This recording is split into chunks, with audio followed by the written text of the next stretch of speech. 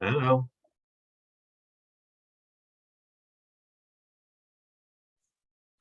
Hey, Tom. I'll be able to stick on for about a half hour. Then I got to. Okay. All right. We are recording. Yeah. So. Yeah, I have to leave at 2. So do these, I think I've been to one regulatory subgroup meeting. Do they go beyond an hour, Tom? Sometimes. Typically, we've held them to an hour because they've been right up against a task force meeting. So I think we can strive to do that as well. Okay. I think the Zoom just got set up for 90 minutes in case we run over a little bit. So okay. So just give it a little bit for folks to join. Hello, hello. Hello.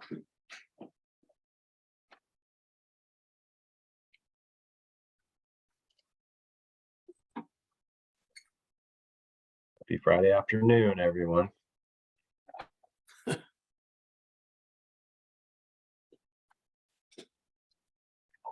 Same to you, Tom, and everyone. How's it going, Joe? Well, a little weary. I've had 2 weeks in hell on actual real work, and I'm just trying to get my head back into the what we're doing here. Yeah. Well, you know how it goes. I know. This is taking more time than I had expected, but it must be really taking much more time than all of you guys expected. But thank you. Well, likewise. We appreciate everyone putting so much time into this. Let's see. I just got a couple. Go ahead, Joe. I need to rewatch the. That's picking up what John said. I need to rewatch the presentation from several weeks ago to get back really in the flow on the regulatory side. Yeah, you're not alone. Life goes on. Hi, everybody. I had volunteered to be the one to start the kind of like summary document, and we do have the beginnings of one, but I was on vacation last week, regrouping this week with lots of other projects at work, but that's on the agenda. Sorry, I haven't been able to get to it. Most of it is going to be taking John's work and some of our discussions, which I've been trying to take copious notes on, and putting it in there and then sharing it with everyone here for comment in a Google document, so that we can kind of come to consensus on what the regulations are and what those exemptions from permits mean for forestry practices, the written standards for forestry practices on state forest lands, and then the accountability side of things. Just basically summarizing it, and everybody can add to that. If it will help, although my schedule's been very crazy for the last 2 weeks, I was careful to hold open several days next week. And I intend to summarize. I gave you all the notes because I think if you're really willing to read through it, it's helpful. And through it, I offer my opinions, which aren't necessarily other people's opinions, but at least you'll know what my opinions are. I'm going to summarize that in a much shorter, readable version, it probably won't be like super short, but it's not going to be, you know, hundreds of pages. Yeah. And That sounds I hope that will help you. And just so everyone knows, the purpose of me doing this is for me. My company advises people on regulations and has for 42 years, and help guide all kinds of land use programs. And I'm thinking with climate change, forestry is going to become more important. And so I'm trying to learn these regulations as well as I know all the other regulations for the state of New Jersey. So these are my personal notes. I'm going to summarize it for my own benefit, and I'm just sharing it to you for whatever use or value you put on it. Right. John, I'll Thanks, share that John. Google Doc with you. I'll share the Google Doc with you so you can kind of see the framework I was putting together to try to summarize things so everybody Yes. could get That- to the facts here, and then Okay. and then you can. Well, let's all Good. back up a second first. And maybe I just want to try to lay out an agenda for today. This is all helpful and we're going to get to these issues. I think the goal of this subgroup has been first to try to see if we can get to some common understanding of what the current state of laws, regulations, and rules are that pertain to forest management on public lands, so that we can then evaluate some of the different proposals that have been made to make changes to that. And I sort of felt like everyone agreed that, well, there was not a common understanding, and it was as a result of that, it's been difficult, to evaluate proposals when people kind of aren't on the same page about what is or isn't currently required. So that's just to sort of refresh all of us, I think, what we're trying to do here. And there's been a lot of information shared in the meetings we've had thus far. We had numerous folks from DEP join us at one of the earliest meetings, and they shared a lot of information. And John, of course, has done some additional work on his own that he's sharing, and others are welcome to do the same. I think, to your point, Christy, about the, what the product should be, I think we should all think through and figure out how we go about that in a way that is shared, that there's shared ownership of that, right? That it's, I'll just be frank, there's some concerns there that, this isn't to be defined by any one person, right? It's to be defined by all of us, right? We're trying to come to a common understanding, not one person's understanding of all this. So we just need to think about the process of how we go about that. So I personally find it very helpful, and I'm glad, John, that you have dug in and spent a lot of time on this and are sharing information. And I find that helpful, and everyone, is welcome to do the same. At the end of the day, we need to try to come to a common understanding, right? So just as process wise, I think, we just need to be mindful of that. So what I guess what I would, could I ask a question about that? So does anyone have any concerns about creating that shared sort of spreadsheet document, and then you can provide feedback if you think that's a good format, and then and John can take a look at it too, because I'm going to hand it over to him just because he's going to be summarizing things right now, but I want to help. I think feedback is good. And it's a Google spreadsheet, so anybody can comment on it. It's open to the entire group, and I don't think we should share it outside the group until we are, as a group, feeling consensus that it's just the facts of the matter. Like, we're not getting into our opinions in that document. I would also add that I am open to comments from everyone, including the department. Should they care to go through that document and look at it, it would be very helpful, because it's quite, Title 13 is pretty extensive, and I think I've got a pretty good handle on it, but the DEP should have a pretty good handle on it also. So I would welcome their comments and corrections if I've made some mistakes. because the whole idea is to everybody get on the same page, as Tom says, Yeah. on what the actual That's- rules are that we have. Eileen, looks like you want to jump in here. Yeah, I don't think that it's helpful for DEP. I think it's mandatory for DEP to review anything here. DEP is the agency responsible here, and they have attorneys and engineers and scientists and policymakers interpreting these rules and who have been interpreting these rules since the beginning. To ignore that and recreate an interpretation can be confusing. So it has to be shared, whether they review it, we can't, you can bring a horse to water, but we have to acknowledge that there's an entire agency who has interpreted this already. And we may not be interpreting it the same way, and that leads to confusion. So at some point, they need to be intimately involved in this interpretation.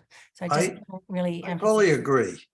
agree. And not just because the department has been involved in these rules for so long, but to the extent that we make recommendations to the legislature to change things, well, it's going to be the same department that the legislature is going to charge with the responsibility of changing rules. So it would be very advantageous to keep the DEP as a close partner.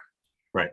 And I agree with all that, but we should also bear in mind, and this is true for any agency, right? I mean, we deal with the DEP on a variety of matters, and any agency, they have certain operating procedures and certain ways of going about things that get established over time. And sometimes agencies are resistant to change.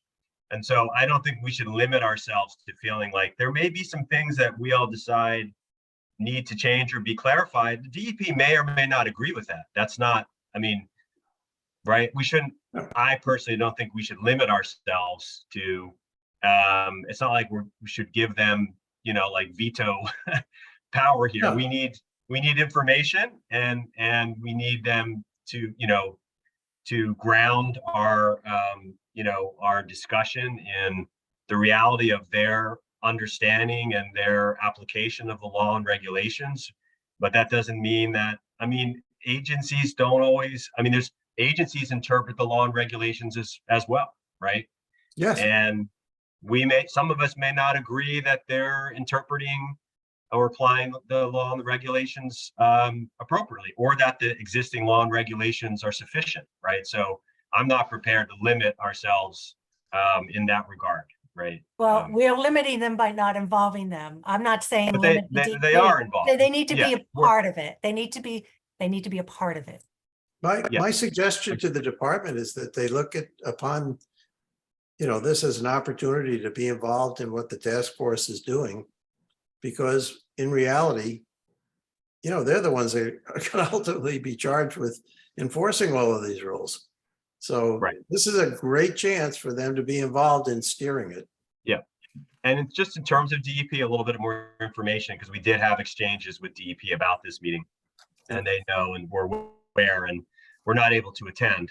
But they did ask that, as far as another agenda item for today, they would like a little more clarity on exactly what issues we want them to help clarify for us. So, John, they're aware of your whole analysis. They didn't really have the bandwidth to dive into the whole thing. So I'd like a little more guidance from this group. What are the issues that we feel we need to clarify with DEP? So that would be another agenda. By next week, I should have summarized this the way I would in a memorandum to myself, what I think I have found and what I think is correct.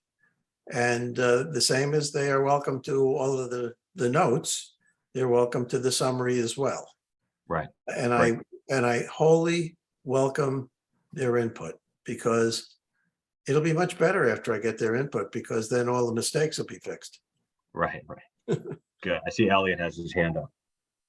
Yeah, thanks, Tom. I think it's key that they're involved, because we may have some critical questions for them, like what's the difference when they regulate themselves and when they regulate the public? And this is our task force is in response to a legislator. So just because it's a regulation that the agency has adopted doesn't mean that that there won't be superseding regulations because of a charge by the legislature as a result of this task force. Right. I've worked with the department for 50 years, 42 as a private consultant, and they are not the enemy. They don't always get things right, but they are not the enemy, and they do evolve. So this is an opportunity for us as a task force to influence them. It should be an equal opportunity for them as the practitioners of regulating forest activities to influence us. I think that's the best way to approach it. Okay, so if that sounds like an okay agenda, let me just propose what we do is we spend a little bit of time. John, I think it would be useful to hear a little bit from you in terms of what, analysis you've done, and, again, your sort of what you think you learned from that, any insights that you want to share. And then similarly, we'll open it up for anyone else that has spent any time with and has an understanding of Title 13, that people have different perspectives, a different assessment of what it does or doesn't say or require. We'll kind of open it up for other perspectives or people that might have, questions or comments on your assessment. And then we could turn to the conversation about what are the issues that we think we really need some clarification from DEP on. So we could give them that list in advance of the next meeting, and they could join us, and we'd give them a little more guidance. And maybe the last item would be back to Christy.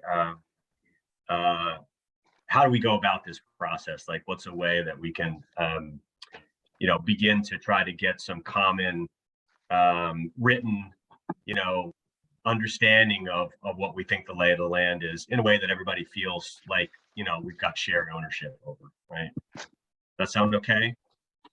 Yeah, I think that's definitely what we want to do. We want to make sure we're on common ground. And I agree, I feel that you're all our colleagues, just echoing what John said, the DEP, Audubon, we're all colleagues, and I respect you all very much. And we're all wanting the best for the environment and wildlife and our forests. So as many people as we can get in there. It would be good if we had someone from DEP involved now, because then we could get immediate feedback on some of these conversations we're having. Yeah. So I think we can get that at the next meeting. They were at one of our first meetings, right? Anybody that didn't see that can go back and replay that. They shared quite a bit of information, right, in terms of their current kind of understanding of an application of the, of the law and regulation. So, and we can bring them in on the next conversation and, give them a little guidance about, what else we really need to try to understand from them. So, so with that, so why don't we turn it over to John? I mean, John, you want to take, I don't know how long you need, 5 or 10 minutes to walk through. No more than that. Okay, Yeah. and then we'll allow, again, time for others to do the same. Having read the Title 13 rules and in their entirety, and that's the big job. And not all of the Title 13 statutes are relevant to forestry related activities in New Jersey. So I had to first go through and find which ones were. And it is my opinion that the department has been trying very hard to follow the guidance found in the laws. But the main issue that I have is that laws are not rules.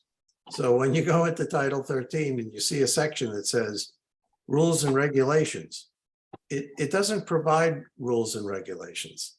It basically says we're authorizing this agency, the state of New Jersey, to prepare rules and regulations for whatever the issue is addressed in the statute. And And sometimes it just authorizes them, and sometimes it actually directs them. It says that, this agency shall adopt rules and regulations for such and such.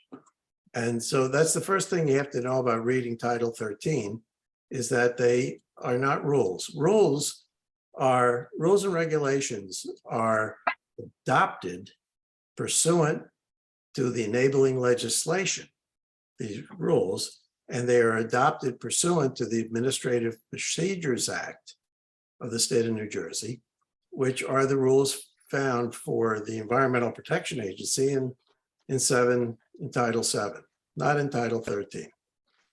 So my initial work on my own, which started back in December of last year, was to review all the Title 7 rules of the DEP. And now that I've gone through the Title 13 rules, my opinion hasn't changed. The only rules that are adopted for forestry activities on publicly owned properties are very few. For privately owned properties, they're crystal clear. They're found in NJFTF 7:3, and the title of those rules are forestry. They only apply to privately owned forest lands, period. Case closed. We do have wonderful rules for publicly owned lands in the natural areas rules at 7:5A. And of course, they don't allow any harvesting of product and sale of wood products or anything. These are very special lands that the state has spent decades acquiring and managing.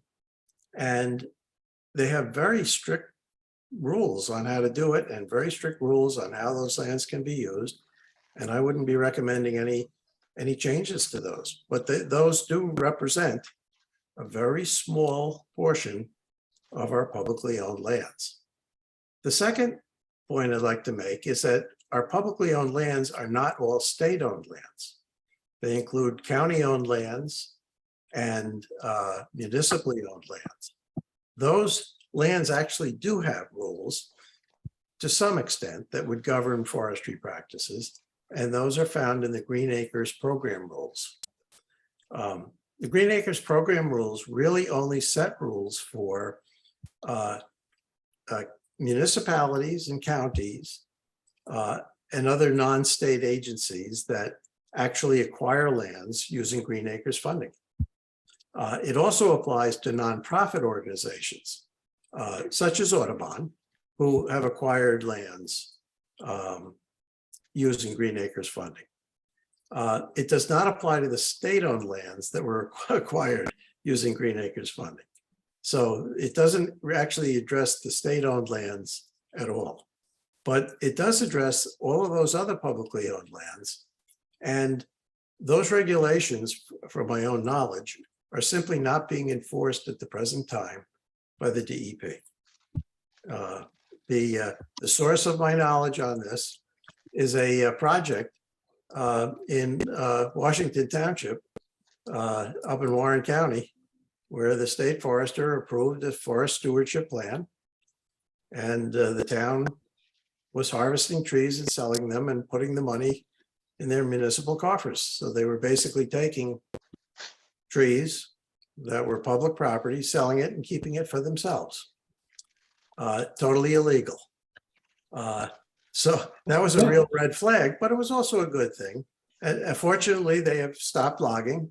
I think there was enough screaming and position papers issued and so forth that they have just elected to stop logging. And that's a good thing. One nuanced point to that, John, is that wasn't a forest stewardship plan that was approved by the state. It was a woodland management plan. So there is. It was not a woodland management plan. You are incorrect. It was not a forest management plans are covered under the taxation rules.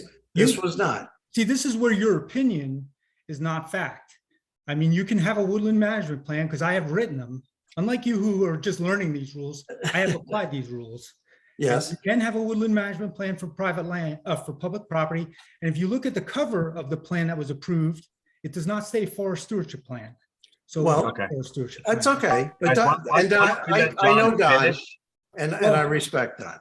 Well, I feel like we want to make sure this is accurate as we're going through and, there are. Yeah, that's why don't we let John finish and then we'll open it up. People can ask questions. People can differ with his assessment. All right. So Yeah. that's what Well, we'll do. But keep let's it, let him keep it finish. to the and we'll do Title that. 13. I think it was the, that tangent on the plan. Just keep it to the document. No, that is the point. The Title 13 doesn't provide rules. They provide laws. They provide laws that enable that name the agency, that create the agencies and name the agencies that have to write the rules. And the only rules that have been written for publicly owned lands on forestry are Green Acres rules, which are not being enforced, are in the Pinelands. We have excellent rules for both public and private properties for the entire Pinelands. Nothing wrong with them. That's fine. We have rules for publicly owned lands in the natural areas. They're perfectly fine. We don't have any such rules in the Highlands area, which is very strange since forests are the major point of the Highlands because that's where our water comes from. In fact, forestry activities are exempt in the Highlands Act. So that's an issue that I think we need to address with the legislature. So that's just one issue. But there are no other rules for publicly owned lands. No published rules under the Administrative Procedures Act at all, other than those.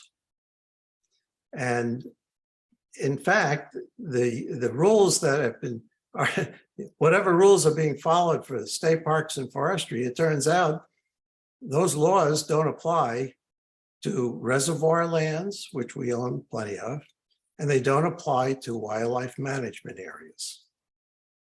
And I think that's another important thing to note.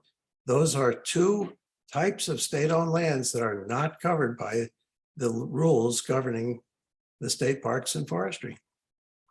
And Wildlife management I'm areas. still- And what was the second, John? wildlife management areas and reservoir lands, state-owned reservoir lands.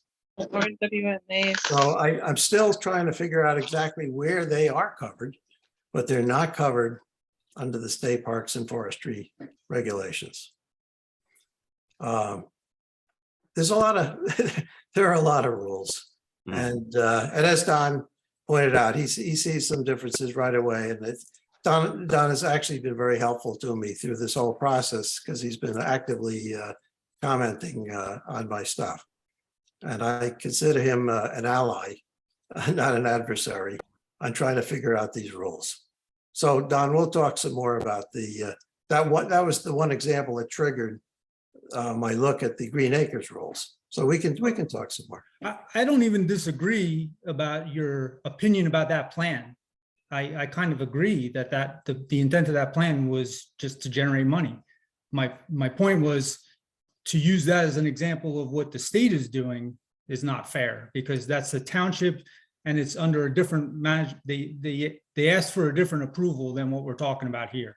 Okay, but let me just. Well, guys, tell you, actually, we're talking about all public lands. We're not That's just right. We talking spoke about to forest Green stewardship Acres. plans. We spoke to Green Acres about the diversion of publicly owned resources and putting it in the municipal. Mhm. And they blamed it on the DEP. They said this, as long as the state forester approves the plan, we don't even look at it. I see now, right now, and I think Branwen, if she's on this call, can confirm that I'm experiencing something much different. I'm in the process of waiting almost 10 months now for a determination from Green Acres whether or not the activities that I submitted for a plan are consistent with the easement rules. So, that's a much different example than what you're talking about, that Green Acres they just sign off on things if the DEP does, because that's not what I'm experiencing right at the moment. The meeting we had with Green Acres included legal counsel. Mhm. So I think what we've done, Don, is first of all, I'm sorry you're waiting so long. Mhm. Secondly, I'm happy that they're looking at it. And between the two of us, we've identified a problem that this task force should highlight and say, we need to resolve this. So there's a good conclusion. It's good for me and it's good for you. But I don't, I think, there's an easement on that property. The easement has wording, so it's not ambiguous. It's just determining whether or not the plan is consistent with the wording. And, that's and the fact that Green Acres doesn't have any forestry staff on staff, they're having a hard time, they're struggling with that. So, I guess I'm wondering, like, what new regulations would change that dynamic, that Green Acres is still faced with wording in their easements that are prescriptive, and it doesn't matter if we make a new rule. What matters, Don, is whenever the state, and this is a common problem for all state lands, the state is not permitted to just go buy land. Title 13 is where they get the permission to buy the lands. Mm-hmm. And they've got to be bought for a specific purpose, all of them. With regard to any lands bought by Green Acres, whether they're state-owned lands or county-owned or municipally owned or nonprofit-owned, they are only to be used for conservation and recreation purposes. And, there can be a little wiggle room there on the conservation purposes. But the important fact is there's a document for every piece of land that is purchased by the state of New Jersey that says, whereas we think it's good for the state of New Jersey to do this and so forth and so on. And as part of the application process and getting that approval, there's an application that doesn't get approved unless they state the exact purpose of wanting the money to buy the land. And if that purpose doesn't include forestry, if you want it to include forestry, you really need to amend it to say that. And that's subject to public hearings. Well, I don't disagree with how you've outlined that, but there are situations like this plan I'm going through. Our objective is not to do forestry. Our objective is to sustain the health of that forest. It's a pinelands ecosystem and Yes. it's fire adapted. So Exactly. our purpose for managing that is to continue to provide the benefits that the property was acquired for, not to produce wood products. And before I endorse you on this, I would want to read the original documents for the sale of that property or for the purchase of that property and what it exactly said about the uses. And if it has in there that the uses are, can be, it's either stated plainly or can be interpreted as what you're doing, that it's fine. And the same is true in the natural areas. The natural areas, you're not allowed to take, cut down trees and haul them out of there. Right. It says so. And when those lands are bought, it says so. Mm-hmm. So you have to look at every single piece of land that you're going to be doing forestry activities or plan to do them. You need to find out, is that actually approved?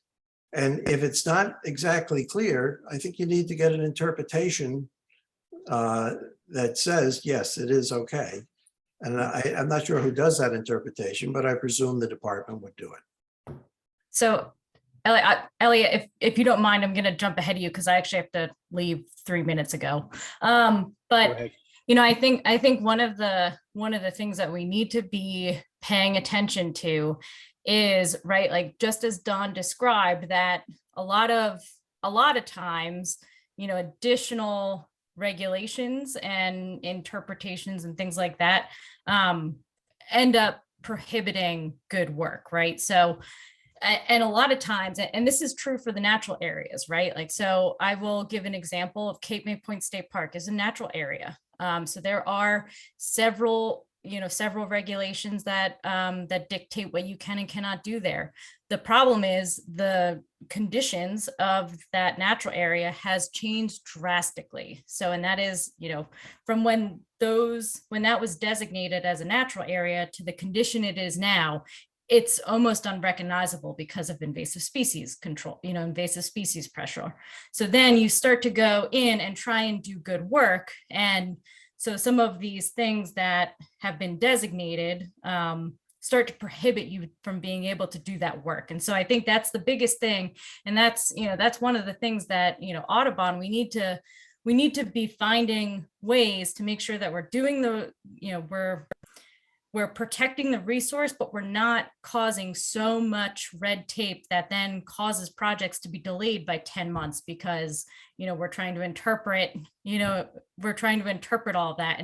And some of the other things I had talked about in previous meetings is that, right, there's then additional regulations that we look at that are including, Endangered Species Act and the land management review that the state has. So, I just want everyone to kind of keep that in mind, that we need to be thinking of this so that work can happen, and and that we can be taking care of the resource, and that we can be adaptively managing these resources, because things are going to change. Kristen, what you're doing is identifying yet another recommendation that needs to be made to the legislature, that in such circumstances, and you can use natural areas as an example, there has to be a process for exceptions. Now, I happen to know those rules, and there are circumstances where you can actually go through a hearing process and a review process and get the exceptions and so forth. Yeah, and I've gone through that, but right, it's still, it adds even more time and delays, and then we need a faster way to do it. That should be part of the recommendations. Yeah. So that's the whole value in having organizations that are actually trying to do good things on our forest lands. That's why you've been asked to be involved. All right. Well, thank you all. I got to run, but I am glad that this is being recorded, and looking forward to the rest of the discussion. Thank you. I just want to add something about the Natural Areas Council. I've sat in on dozens of Natural Areas Council meetings. This is Emil, by the way. And many times we're asked to approve activities, and we do. I mean, I can't say I don't vote. I just sit in on the meetings as an interested member of the public. But many times the Natural Areas Council has very quickly approved activities if they thought they were warranted. So there is a process. Cape May was a disaster. The Nature Conservancy got activities approved. They were instructed to care for a bunch of S1.1 plant species, and the contractor didn't do what they were instructed to do, and at least one S1.1 rare plant species, which means only one occurrence in the state, was wiped out, and 3 or 4 other S1 species were severely impacted because the contractor didn't pay attention to the Natural Areas Council specifications. So, and I've known many projects that proceeded that with Natural Areas Council approval, all sorts of projects, from rebuilding bridges to habitat management to control burning to a number of things on many natural areas. So, I mean, I just don't understand what's wrong with having a process by which the natural areas, that the Natural Areas Council gets to review a proposed management activity and decide on whether or not it's appropriate. I think that's a perfectly good thing. Emil, it's not I agree, right? Like, we've been able to do work at Cape May Point State Park, and they have been quick to provide those recommendations if you can get in front of the Natural Areas Council, right? It's the amount of work that goes into trying to get a project from point A to point B that can be very, very challenging. And right then, when you're looking at not only Natural Areas Council, and you're looking at Freshwater Wetlands Act, you're looking at the Title 13, you're looking at Endangered Species Act, you're looking at pinelands regulations, right? Like, these are all things that prevent good projects from moving forward. And so it's a mere observation that we need to be considering the fact that, we want to make sure we are making the right decisions, and that the DEP is making the right decisions for their state properties, but we want to make sure that it's not so cost prohibitive and so restricted that we can't be able to adaptively manage.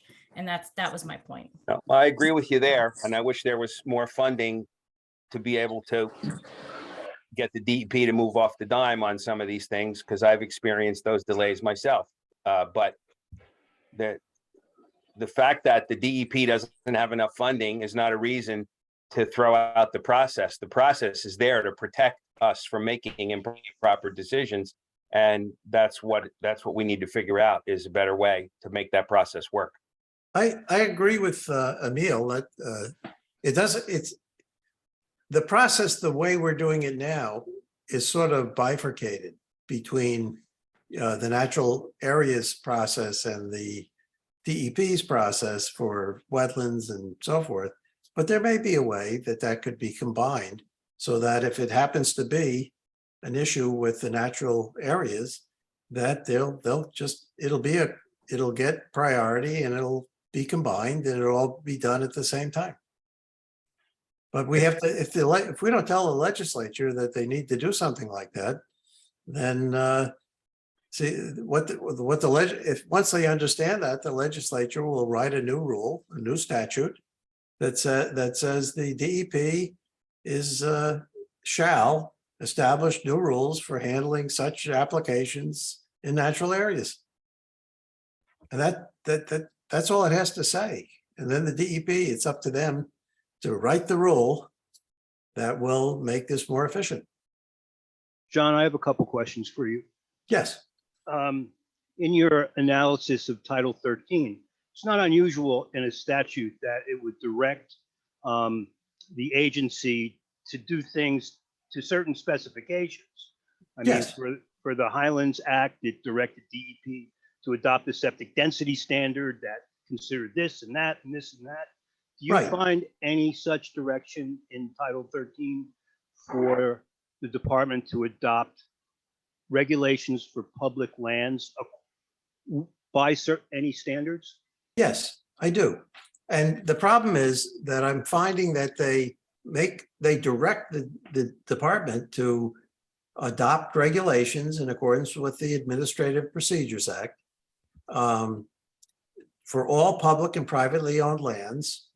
And they actually provide the types of activities that, should be allowed. And then they'll have another rule, and that state-owned lands, that includes all natural areas. And one of the things that they say the rules should include is the ability to harvest wood products and take them off for the benefit of the people of the state of New Jersey, even though the natural areas in New Jersey are state-owned lands, and that's a clear contradiction. So the rules themselves have inconsistencies in what they're recommending. And I think a major problem that I found in Title 13 is the legislature's failure to recognize that there is a difference between publicly owned lands and privately owned lands. It's stark.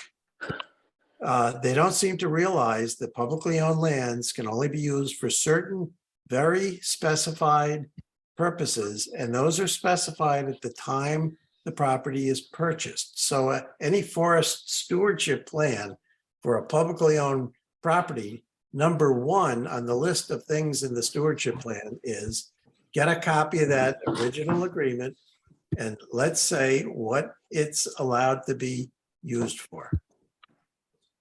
And if it's pretty clear, it's allowed to be used for forestry related activities for ecological purposes, then, then we know that that'll be okay. But if it doesn't say you can go in there and log it and haul the product out and sell it and use that to pay for the balance of the ecological activities, I'm going to say that that's going to be challenged. Do you Elliot, can I just follow up, because I'm confused now by something that John just said. Okay, yeah, sure. Thought, and we'll come right back to you, but just so I figure out whether I'm mishearing him. I thought in your initial summary, John, you said that you don't find anything in Title 13 that speaks to rules and regulations on the public lands, whereas you do for the private lands. But I thought I just heard you say, other than in the pinelands and the natural areas and the green acres. okay. I thought I just heard you say something contrary to that. No, let me explain it. I'm telling you that even state-owned lands that have been purchased with green acres, you can't just go in and log them. It doesn't matter that there's no, the fact is there should be a rule, but there isn't. It was never written. And they should have written it, but they didn't. That's okay. No time like the present. But the rule should start for forest stewardship plans for publicly owned lands with what was the stated purpose of buying those lands. Because you can't just. I understood that point. But Okay. does the statute direct them to create? Are you saying? Yes, the statute directs them to do write so, but they didn't rules. create the rules. That's right. They didn't write the rules. They're trying very hard to follow the guidance in the Title 13. And I thought I also heard Todd Wyckoff say when he spoke to us that maybe this is, I don't know, he didn't use these words, but their interpretation is that the regulations that apply to private forest lands also apply to public forest lands. They did say you all that. hear him? He did say that. They That's did his say that, and that's that's an interpretation. well, and that's also a source of opposing viewpoints. Because privately, I mean, you know, we've been logging privately owned lands my entire career, and the stuff is sold and it goes into the pockets of the loggers, and then the wood products come from that. We're not suggesting that changed. We're just saying it's not appropriate for publicly owned lands. For clarification, John, so the statute directed the department to adopt regulations for forest stewardship. They didn't specify whether public or private. The department went ahead and did regulations appropriate for qualifying for a tax break. Actually, they were more specific, Elliot. Okay, They directed the department to develop rules for both public and private lands. And they only developed them for privately owned lands, and in a few instances, as we've discussed here, for publicly owned lands. But for most of the lands, they didn't. And that particular direction for writing the rules doesn't apply to wildlife management areas or reservoir lands that are owned by the state. I'm still trying to figure out where are the rules for those areas? And I'm going back through my notes to find that, because that was a standout to me, that those are not included in those rules. so if we all agree, I'm not sure we're there, but if we all agree that there are no regulations for public land, for forest activities on public lands, In most cases. in most cases, how can then you have exemptions from rules as well? Well, Wouldn't that, the exemptions are other issues. And that's because the regulations are poorly written. For example, for the wetlands, they exempt you if you have a forest management plan approved by the state forester. A forest management plan is not defined in any regulation anywhere in the state of New Jersey. Forest stewardship plans are clearly defined. Woodland management plans are clearly defined. Forest management plans, the only place that it's defined is in the Pinelands, and in the Pinelands it's fine. But everywhere else, it's not defined. And so the state has basically taken the position that if the state forester has approved anything that they would consider a forest management plan, no matter what you call it, then it's exempt. But that looks at the exemptions again. Well, I looked at the exemption, and in my opinion, there probably aren't any qualified exemptions for any forestry activities on any publicly owned lands, because the way they wrote the exemptions, it was subject to limitations specified in another section. And that other section basically said that it has to be, you can get an exemption for a forestry related activity that was started prior to the Freshwater Wetlands Act. It doesn't say prior to the forest, it just gives the date. of June 30th, 1987. And the operative date for the freshwater wetlands was July 1st, 1987. So it has to have been a continuously operating and ongoing forestry related or silvicultural related or agricultural or ranching operation. They're all thrown in under the same thing. But it had to have started before 1987 and had been in continuous existence ever since. Otherwise, no exemption. So it seems to me that the department has been granting exemptions on that one for a long time to a lot of properties that really weren't entitled to it. And so that's an issue that needs, you see, that's a great issue to just, hash out with the department and figure it out and fix it. These stream encroachment regulations are similarly flawed. It's not an exemption per se, but it's a permit by rule, and forestry is included. And so as long as you have a plan approved by the state forester, then you get that. You don't have to go and get a permit. You just go and do the work. But the problem is in that very section, it qualifies it by saying it has to be in accordance with the BMP manual.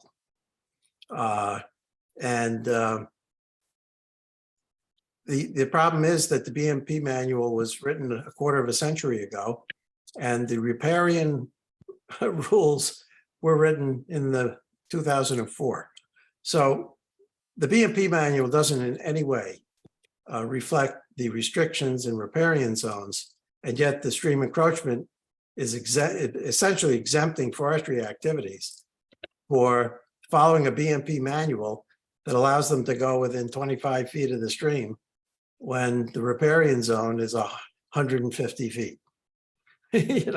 So it's totally inconsistent. They should, I would ask the legislature to stop issuing, have the department stop issuing any permits until they update that manual. All right. Elliot, did you have another question? Because I know Don's got his hand up too. So, all right, let's go to Don then. Yeah, I could just, try and add some clarity to some of those points. I think, there's definitely valid things that need to be codified, like the BMP manual. It's out of date, but when John referenced the SMZs, which are in the BMP manual, which predated the riparian zones, the SMZs didn't say you couldn't go into them. So the point being, it defined things that you had to do if you were going inside the streamside management zone. And the DEP, even according to their own staff who was on the last call, always uses the more restrictive and operative, the latest version of that. So although the BMP talks about streamside management zones and those activities, we are required to follow the sizes of the Flood Hazard Act, whether it's 150 or 300 foot, and you apply those same type of measures in that more, that broader area. That is my understanding, Don. Yeah. But they're not. You're not required to. The DEP is making you, but it should be formally right. established. And I've told you even in emails, I think they need to update the BMP manual. But so I just wanted to make the point because, I keep coming back to this idea that it's not lawlessness out there. We are bound to, things. And even within the realm of this discussion that there are no rules that apply to state lands, the land use staff who was on that last call said that things like the Highlands Act or, freshwater wetlands, I think they referenced that too. Those rules apply to the resource, not the ownership of the resource. And I clearly remember the one guy talking about the Highlands Act. He said, we treat every piece of land within the Highlands boundary with the same rules. And, so this idea that there's different rules for private and public land within the Highlands, as an example, is just erroneous. No, said that no, I'm not saying that. I'm saying that's the problem. There should be different rules and there aren't. I don't, especially in the Highlands, where not having rules on forestry activities in woodlands is totally inconsistent with the Highlands Act. Well, no, I'm not. Well, maybe I'm curious what kind of rules you're talking about. I thought we were talking about Forest stewardship rules for wetlands. conducting forestry-related activities on private and publicly owned lands. We have them for privately owned lands, Right, but there's no parameters. but they're on- exempted under the Highlands Act. They don't Right. even need to follow any rules. Well, you have to have a plan, and that plan has to provide for. It doesn't say that. It says it's exempt. It's just like farming. No, I don't Yeah. think that's Well, accurate. Don, I don't care what you think. The No. fact is, wait a minute, the purpose of this task force is Come to make recommendations to the legislature on things that need to be changed with regard to forestry. I happen to sit on the Board of Trustees of the Highlands Coalition, Yeah. and this is a big issue. How could you say that you don't care what I think when you were giving your opinion and we're supposed to listen to your opinion and care what that is? I mean, that was a little bit out of line, John. I think, we're Correct, here to out of try line. and find Yeah, I agree. consensus, and that approach is not constructive. I agree. Let's start over. I think we can agree that there is a controversy. And the controversy is, and I don't think mentioning the controversy is controversial, that some people believe that the impacts of forest activities are considerable and must be quantified and Oh, recognized.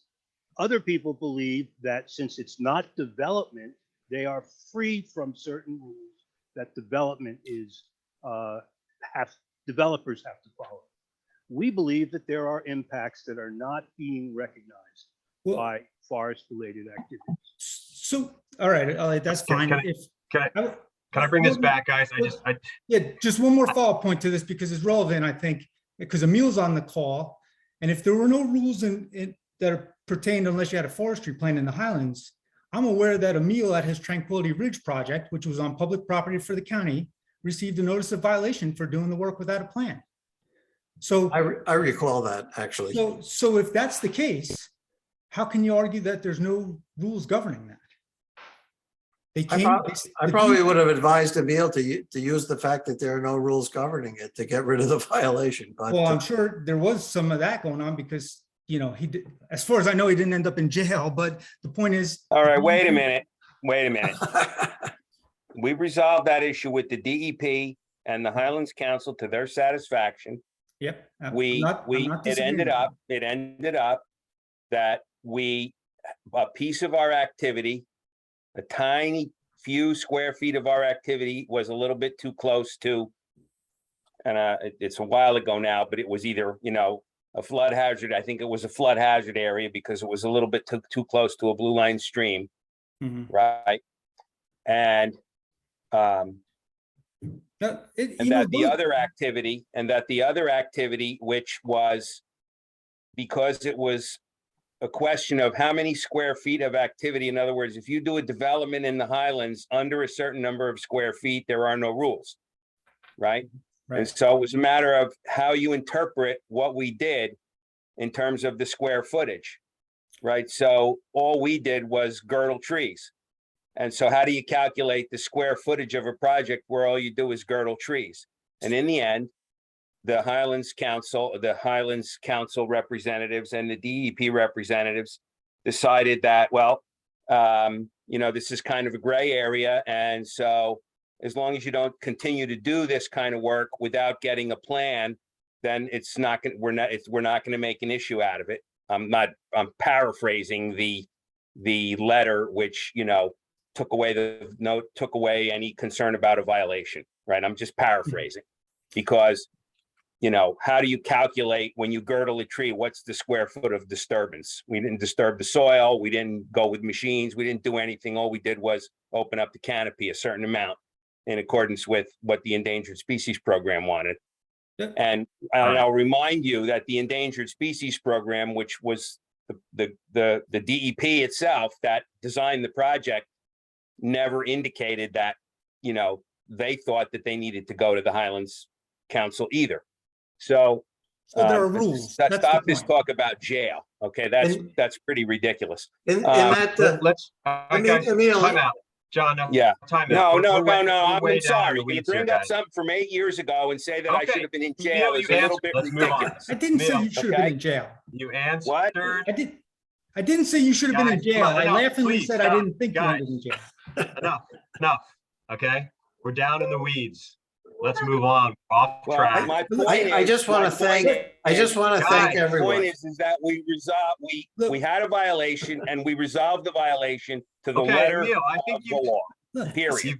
Emil, I'm you've sorry had- if you thought I caught. Guys, you got to respect apologize. everybody else. Come on, You gotta guys. respect I am everybody trying to else. facilitate a productive conversation, so we talk about the Yeah. issues that really matter. We're down in the weeds here, okay, please. So what we're trying to get clarity on, and then we're still not there after how many conversations have we had? We still do not have a common understanding of what does or does not apply, right? I mean, like, Right. that's eluding us here. And that's Okay. what we need to Tom. fix. Joe, Okay, guys, we're please. not going to, thanks. I'm going to say that we're not going to get to a common understanding. Why would we? I mean, DEP couldn't give us an agreement to give us a common understanding in writing. I think we can start to put aside the goal of a really fully common understanding and start to think about that the way legislation is created is in packages. It's not, we'll have one law to solve all this. We have a kumbaya about agreeing on that one law. I think we should have a package of proposals from different people. We can consider that as a package. So if some people think that the biggest hole in the rules right now is X, we can put that together with what other people think is the biggest hole in the regs. And together, no one's getting everything that they want, but at least we'll have a package where everybody gets an improvement in the filling of some of these holes in the rules. Maybe we can think of it that way, instead of feeling that we all need to be, in agreement on everything and then move forward. Yeah, I just would seem to think that this is an issue that shouldn't be a matter of opinion. It should be a matter of fact, right? It's like, Yeah. what are the laws and the regulations is not, I mean, I know there's interpretation issues. I think that's part of the problem here. It's how these things are being interpreted, but this should be something, I mean, I don't know whether we can, go to we have Office of Legislative Services, right, staff who are following what we're doing here. If like, we need to can we seek clarification? Can we seek an opinion from OLS on some of these issues? This should be a matter of fact, not a matter of opinion. What I'm trying to provide, Tom, is, in my opinion, what the matter of fact is. And you know from seeing what I gave you, I'm just including the actual Title 13 language, and under it, I say what it means, and then I render an opinion if I have one, if it differs from what they're saying. So I think that will help, but we all need to get an understanding of what the rules are and also what the differences in interpretation are before we can advise the legislature as to, what the problems are and what we need to do to fix them. It Yeah. may just be in some cases to clarify language. Don and I have been arguing quite regularly over these things, and yet I consider him one of the most valuable people I've been talking to, because he raises real issues that he deals with in the field, and that helps me in looking at these rules in a different way. So I do Right. think we're getting there. Yeah. Well, let me ask this. So I'm just trying to pull out what I hear from you and what I hear from Don, and like try to understand the differences in what you two are saying. Like, I think I understand what you're saying, John, that aside from, there's kind of a patchwork there, right? Where there's certain aspects of our public lands, whether, the natural areas in particular, right? Where there are rules and there's a clear process there in the statute. Aside from that, you see no clear rules or requirements on our public lands. And what I hear Don saying is, well, but you disagree with that assessment, Don, and a plan is required. I mean, is that the main difference, that you feel? What else besides the plan, which seems to be required in order to meet an exemption under certain regulations, what else is required there that you would point to that is different from how John sees it? I'm sorry, you're muted. I think maybe one thing I've realized today is, and Elliot touched upon this, is I originally entered this conversation on this subgroup thinking that the main dispute was over, do things like the sensitive resources, streams, wetlands, those type of things, are those regulations, relevant? And Elliot's made me realize that there's a broader discussion over just the idea of cutting a tree in the Highlands. And in that context, I do think that there is the law, the Highlands Act is clear. You can't disturb more than a quarter acre of vegetation without a plan that's approved by the state forester. So I think the plan is, in this example, I do think if it's not directly a plan, like let's go outside of the Highlands Act, maybe that's still the same issue for Elliott and the Highlands Coalition if you were in the Piedmont cutting a tree.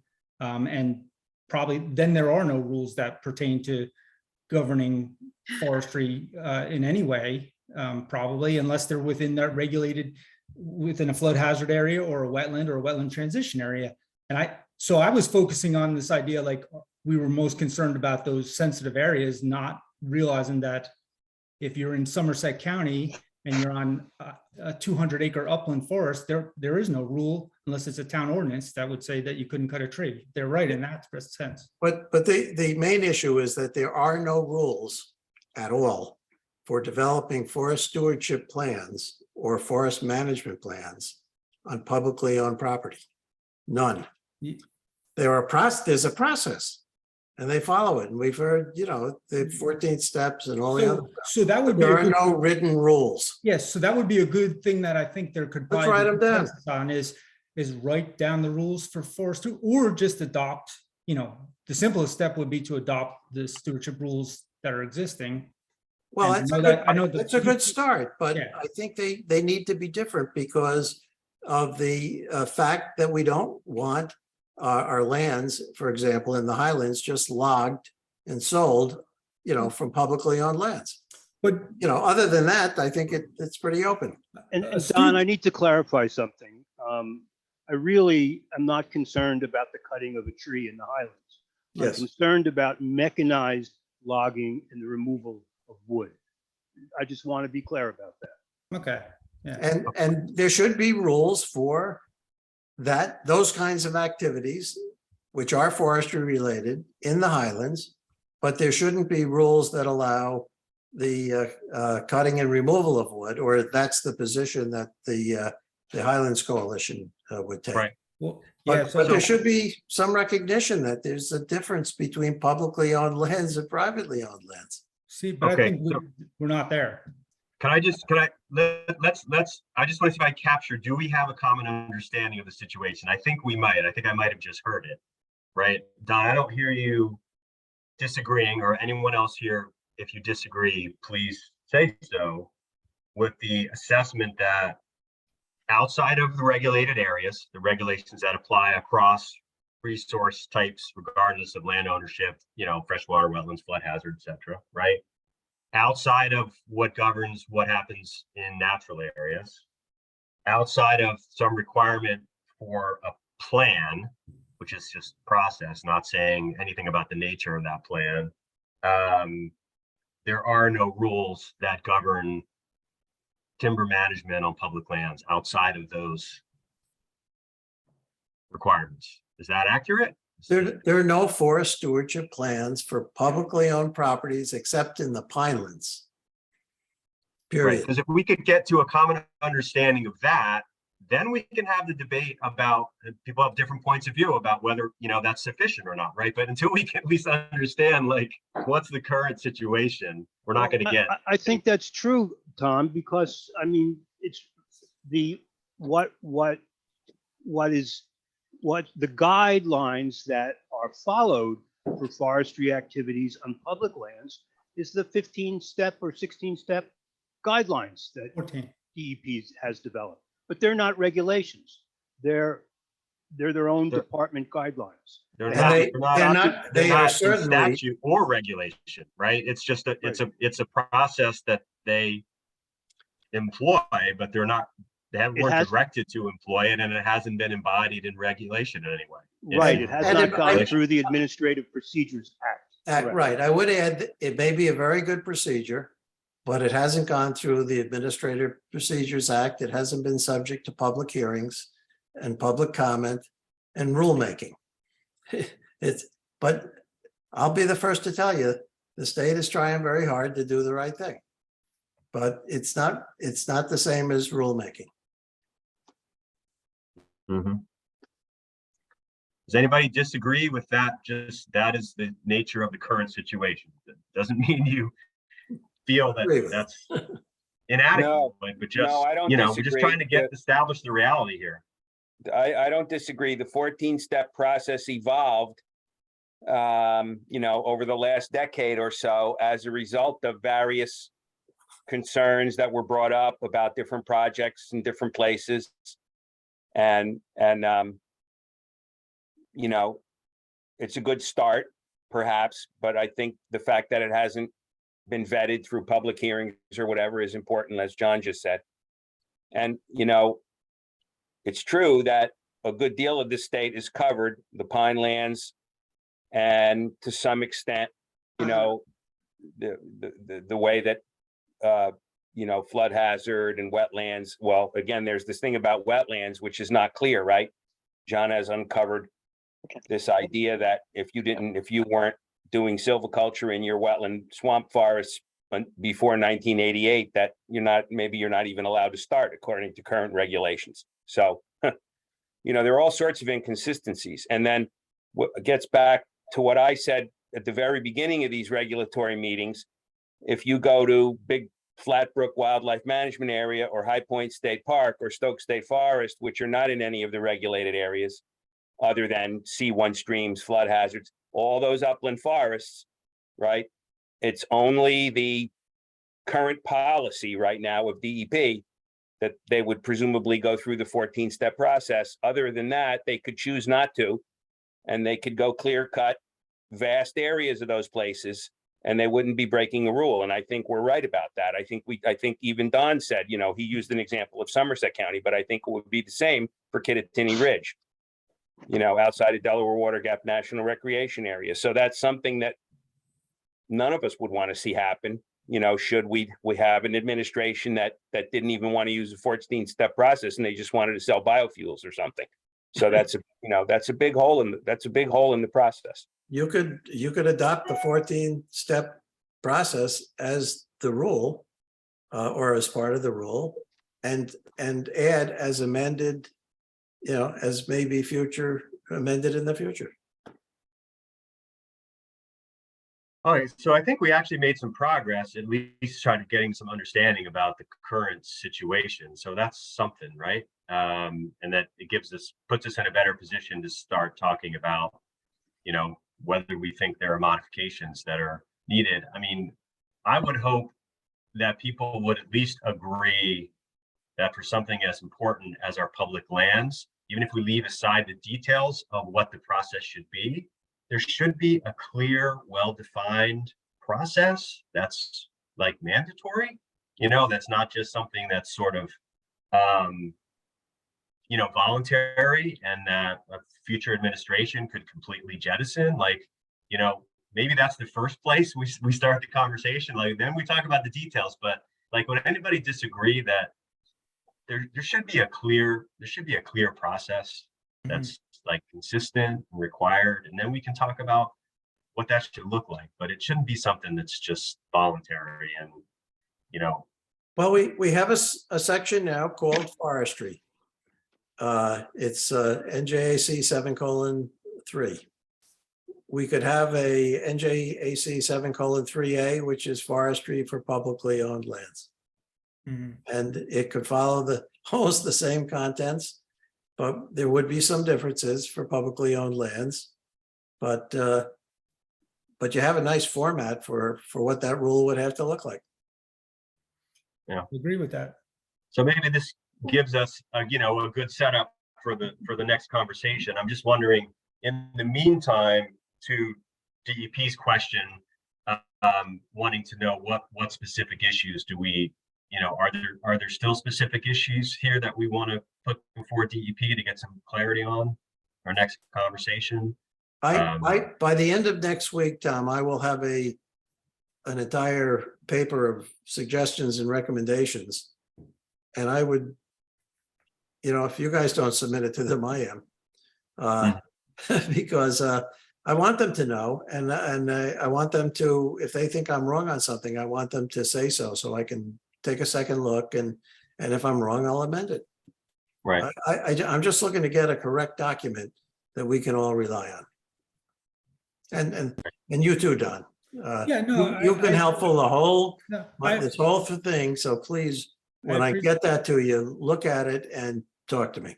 I appreciate you saying that, John, and I think there's no harm in having, and I shouldn't even say it that way. It's imperative that the DEP weighs in on it.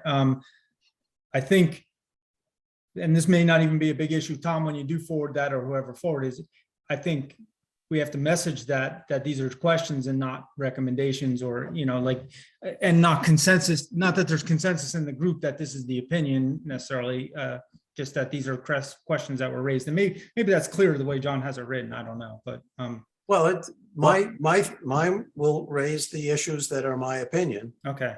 And if they can ignore my opinions, but if they think the facts on which I base the opinions are wrong, they really should tell me. That's Yeah, agreed. Yeah. Mhm. I see, of course, John, any of us are, free to have our own, dialogue with DEP in terms of how the task force is communicating with DEP. I think I saw in the chat, maybe Brandon was suggesting, I guess Christy sent a Google spreadsheet. Do we want to have, anybody think about a specific question that we want to put before DEP? People can drop them in there. Co-chairs will all look it over, and then we can send a set of questions over to DEP in advance of our next conversation with them. That seem okay procedurally? Yes, and I'm happy not to send it directly to DEP because we have the task force. But just so you know, I'm currently approaching DEP on other issues not related to forestry issues, because they're up to their eyeballs in trouble, in particular in stormwater management stuff, and I think I can help them. So yeah, that's why I'm approaching. No, I think if any member of the subgroup wants to think about identifying a specific, based on where we are today, a specific follow-up question that we have for DEP that we want them to be prepared to address the next time we gather, I would ask that people would maybe put that, and we can send this as a follow-up note, put that into the sheet that Christy sent, and then we can relay those to DEP. And then I guess we can all think about, if we think we've crossed threshold 1, which is sort of understanding the lay of the land now, and maybe have some agreement about the need for some type of more formal, clear process, right? We can start having conversations about what that should look like. And we have various proposals that have been submitted, which are a starting point, and not an ending point, but a starting point that we can feed into that conversation. And, maybe we can all come to agreement on a process that makes sense to everyone, right? That's my hope. I think certainly possible. I think we can. And I think the guy I keep watching is Don. I think Don and I can agree on a process, just from our relationship thus far. That'll go a long way, but we got to get everybody. But that'll be a very good indicator. It'll be a if two of you test. can agree on something. It'll. Actually, that won't be a big test, because I've been arguing that they need, a more defined process, and even I think they should have the defined set of parameters. It shouldn't have been limited to state land as the forest stewardship rules. It should have been more broad, and I think that was an error. I think it wasn't intentional, because I was on that committee as we were doing it, kind of overlooked it, and it might be easy to resolve. I see an alliance forming here. When we talk about DEP representation, can we include the Green Acres program? I'm including the Green Acres program because from my experience, they've been ignoring it. From Don's experience, they're not. And I want to talk to Don some more about his experience to inform me. But as you know, the Highlands Coalition met, including with legal counsel with Green Acres. We're told straight out, they don't even look at it if they get an approval plan. Right.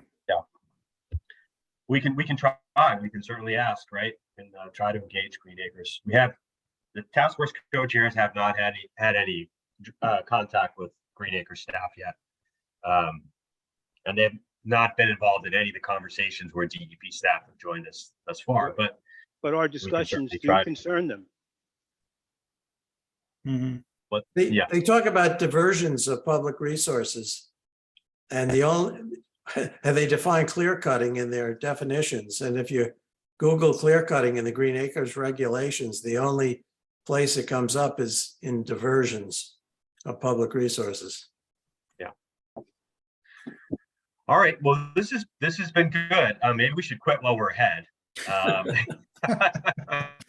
Let's pause at a good place, since those are hard to come by. But I appreciate, again, everyone, and taking the time and generally a good faith conversation. We all need to check ourselves and avoid getting down in the weeds or in the mud. But for the most part, I think we've this has been a really good conversation, and we're making progress. So let's keep it going, and everybody have a good weekend. I want to thank John for his yeoman's work. I mean, going through every one of those Title 13 documents, and then